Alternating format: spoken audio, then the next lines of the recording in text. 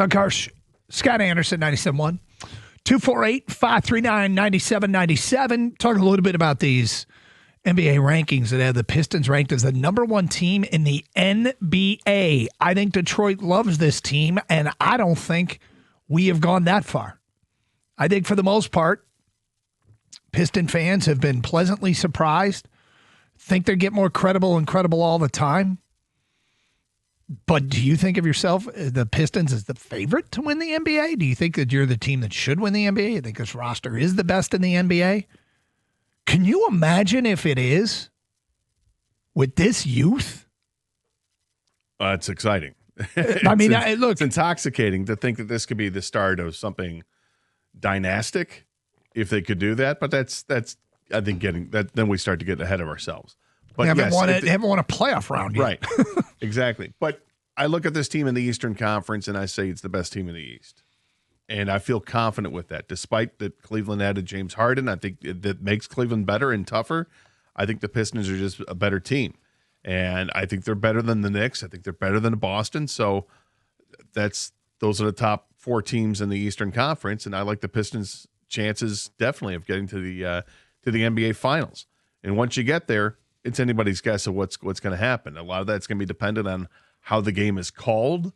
Do they allow the Pistons to play their physical, tough defensive style, or does the NBA going to step in a little early and get word down to the officials that we're not going to allow that, not up in here? Well, based upon previous NBA champions in Detroit, you always have to be concerned about that. Well, they get the championship first, and then they change the rules. Okay, fair. So let's get the championship first. Look, it's something amazing to think about. I'm not there yet, but being considered the best team in the NBA, do you think they are already? 248-539-9797. As Gator likes to say, it's an early call. It's a saucy call. Anybody in that kind of place? Let's go to Jeff here on 97.1. Hi, Jeff. Hey, guys. How you doing? Great show. Love the show. Thank you. You know what? I think they're the best team definitely in the East by far.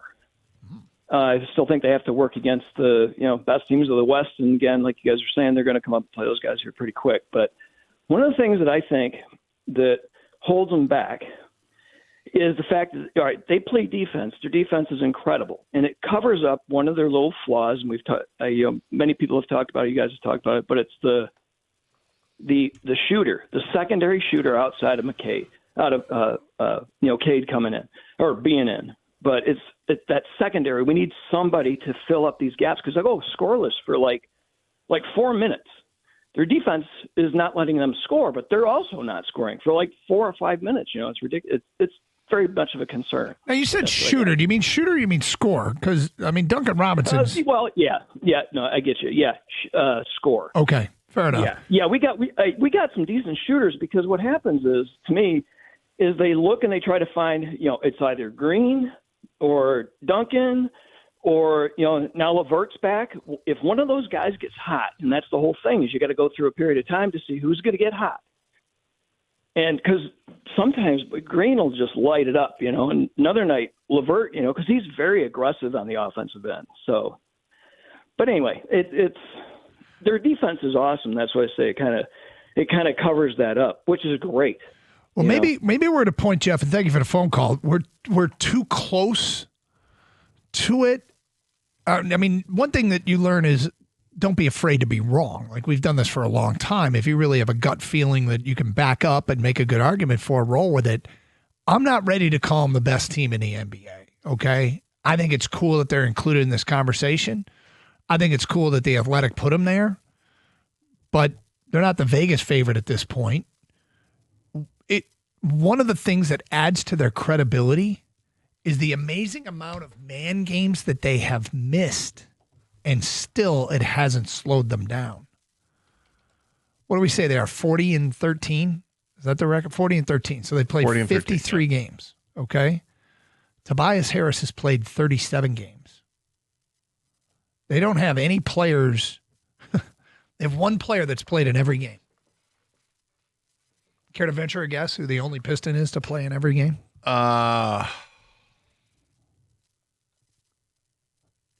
Is it Duncan Robinson? Wrong. Kang?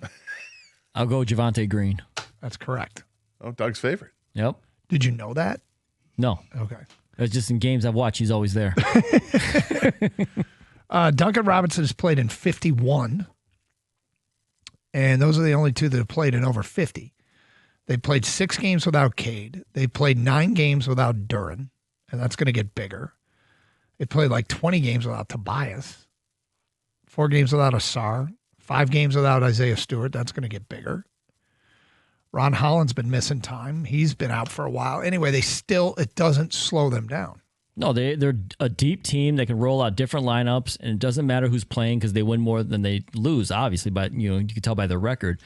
And by that caller, he's concerned, which we're concerned about the secondary scoring, right? Mm-hmm. Whether it's another shooter besides Duncan Robinson or just another scorer who can get a bucket on his own besides Cade Cunningham.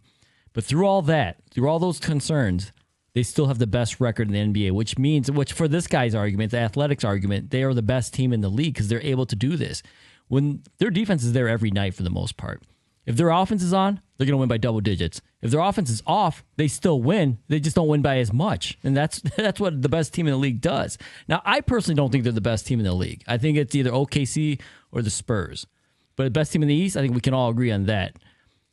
I just keep going back to it. At the end of the regular season, hopefully they have the number 1 seed.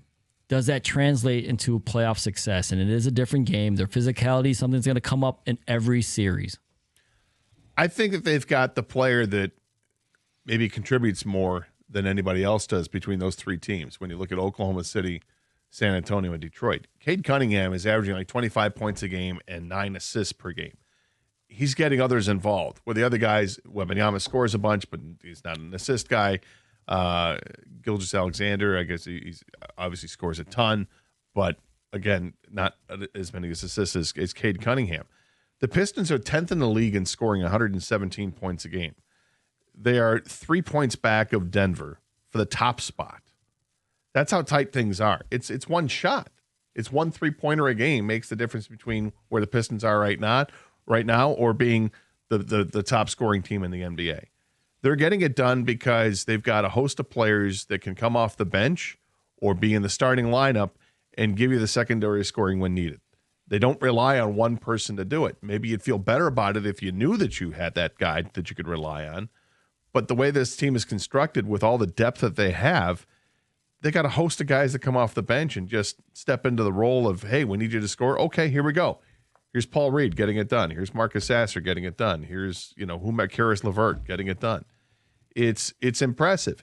Is it the way that you should construct your basketball team, or would you like to have more reliability? I'm sure you'd like to have more reliability, but for right now, it works. Like to King's point, this is the best team in basketball record-wise at 40-13. It's like, if it ain't broke, can you improve it? Yeah. Feedback. Ty in Westland writes in, I need to see them win a playoff series to believe in them. Then he adds, Tobias can't play in the playoffs, and they're inexperienced. So there's 2 things about that. One is, it's high. Is there something inherent about them that leads you to believe they're not even going to win a playoff series? Like, what is it about them that you think doesn't work at all in the postseason where they're going to lose to one of those play-in teams? That's what you're talking about. And I get that it's a quick call for a team that hasn't won a playoff series to start talking about as NBA champions and the possibility of an NBA championship. But come on, man. Like, could there be a tough matchup in there? There could be. But you would really pick one of those play-in teams you think is going to beat Detroit? You think Charlotte's going to beat Detroit? You think Orlando's going to beat Detroit? You think Atlanta's going to beat Detroit?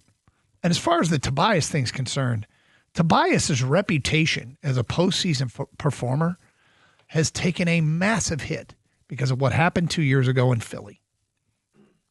2 years ago in Philly in the regular season, Tobias was averaging 17.2 points a game. And they got to the postseason, and he didn't average double figures a game. Last year, during the regular season, Tobias averaged 13.7 points a game, shot 47.7% from the floor. What do you have? 5.9 rebounds, 2.2 assists. He got to the postseason, and his scoring average went up to 15.7. His shooting percentage roughly the same, 47.9. More rebounds a game, 7.7. About the same assists. Like that, actually, fewer assists. Point, though, it goes back to that Philly thing. He was better in the postseason last year than he was in the regular season for Detroit. So are you sure he can't play in the postseason? Or is this an overreaction to the beating he took in Philly? I think it might be people remember the worst. Yeah. 248-539-9797. It's Karsch and Anderson. Adam Silver said some interesting things at the NBA All-Star break. We'll get to what he had to say about changing something the league does. Would you be in favor? That is coming up. Plus more of your phone calls and feedback on the Pistons. Are they the best team in the NBA? They'd be the best team in the NBA, according to The Athletic. Michigan #1 in basketball. Puts that on the line tonight against Purdue. Michigan State, also very good, taking on the UCLA Bruins. If you want to talk a little hoops, 248-539-9797. Hey.